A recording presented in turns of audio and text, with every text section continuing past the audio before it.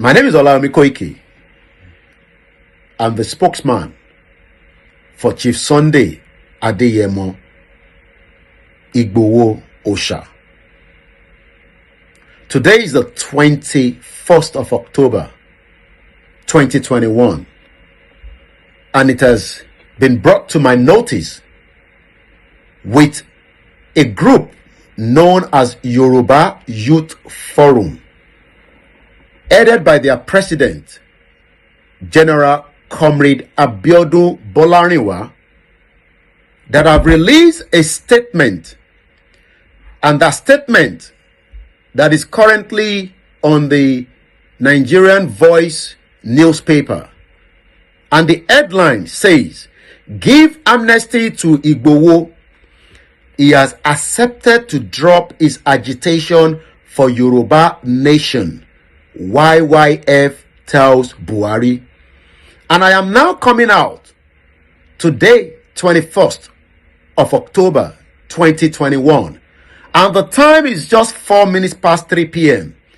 That there is nowhere, no conversation, no dialogue, whether through a telephone conversation, through a one-on-one conversation between Chief Sunday Adeyemo Igboho, popularly known as Igboho Osha, with the Yoruba Youth Forum that is headed by the General Comrade Abiodun Bolarinwa, that he is ready to let go his Yoruba agitation so that President Muhammadu Buhari can give him amnesty.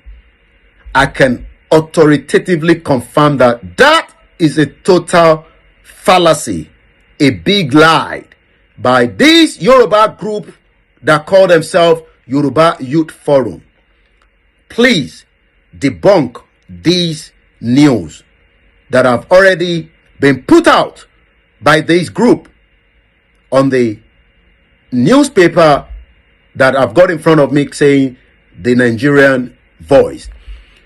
According to their statement, that the President General, Comrade Abiodun Bolarinwa, urged President Muhammadu Buhari as a father of the nation to extend amnesty to Sunday Igboho, as he has accepted to drop his agitation for Yoruba nation. Once again, please, this is a total lie. Fanfane tí ẹ̀ ń gbọ́ mi, èmi ni Olayomi Koiki, agbẹnusọ fún bàbá wa Chief Sunday Adeyemo Igboho, tí gbogbo wa mọ̀ sí Igboho Osha. Èní ní October 21, 2021. Aago mẹ́ta ó ti lù lẹ́ni nígbà tí mò ń ṣe fídíò yìí. Kò síbì kankan tí bàbá wa Chief Sunday Igboho àti àwọn tí wọ́n ń pera wọn ní Yoruba Youth Forum, tí adarí wọn jẹ́ Comrade Abiodun Bolarinwa, tí wọ́n jọ jókòó papọ̀ àbí tí wọ́n jọ sọ̀rọ̀ lórí platform kan bíá lórí tẹlifóònù ni, tí bàbá wa Chief Sunday wá fi sọ pé òun á gbé ọ̀rọ̀ Yorùbá nation kalẹ̀, òun ò ní ṣe mọ́, sódà kí Buhari, ìyẹn olórí ìjọba Nàìjíríà, kó lè dákun kó tú òun sílẹ̀, kó fóun ní tó ń pè ní amnesty. Nítorí pé ìwé ìròyìn kan ti gbé jáde tí wọ́n ń pè ní The Nigerian Voice, tí wọ́n sọ pé bàbá wa Chief Sunday Adeyemo ó ṣetán láti fi Yorùbá nation agitation tó ń ṣe lọ́wọ́lọ́wọ́ nítorí pé kí wọ́n lè tú sílẹ̀, ìyẹn ìjọba Buhari. Èmi wá fi ń tó gbogbo ọmọ káàárọ̀ òjíire àti ẹ̀yin oníwèé ìròyìn nílé àti lóko, gẹ́gẹ́ bí agbẹnusọ bàbá wa Chief Sunday Adeyemo, pé irọ́ ńlá gbáà òun ni ọ̀rọ̀ tí ìwé ìròyìn yẹn gbé jáde. Gbogbo ara Chief Sunday Igboho káàárọ̀ òjíire ló wà lára ẹ̀.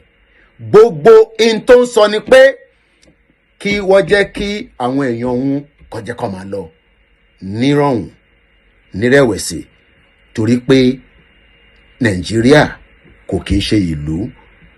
Bẹ́ bá gbọ́ ètò yìí níbikíbi tẹ́ bá ti ń gbọ́. Ẹ bá wa sọ fún gbogbo ẹni tí kò bá ì tí gbọ́ pé kò sí nǹkan kan tó jọ bẹ́ẹ̀. Lẹ́ẹ̀kan sí ẹ ṣé o.